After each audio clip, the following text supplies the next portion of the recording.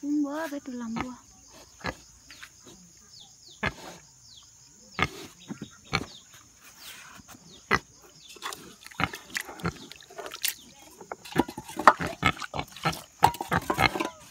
Ini gua kepengen banget.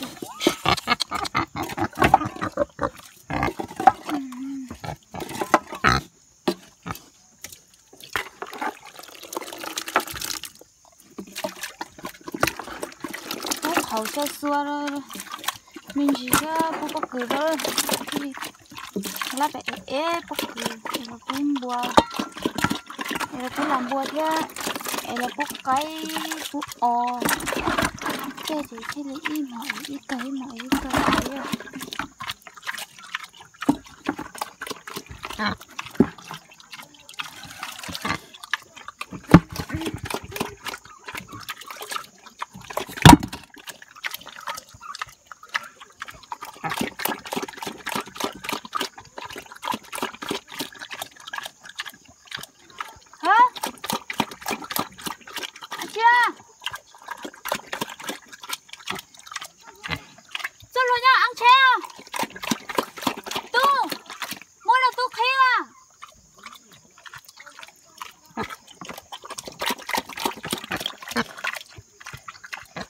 Nhớ có cái chuyện đây phải con mua được thuốc khiêng.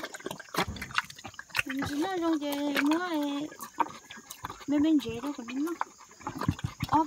Tụi bé bút thằng nó mà nó trong á, nó cua nó trong cái thứ nó chỉ mà nên nó về chỉ cho cứng nó một tiếng đấy. Nó tệ thôi. Lý lăng là chỉ chỗ cứng nó em mê chụp chém nó. Là do làm bữa chỉ nên lú mê chụp chém ta nó mà nó lôi. Cái gì mà đừng thấy gì tôi nó ta. Bố tụi nó ta thì chỉ bố lo gừng gang bố thì chỉ bố nó đâu.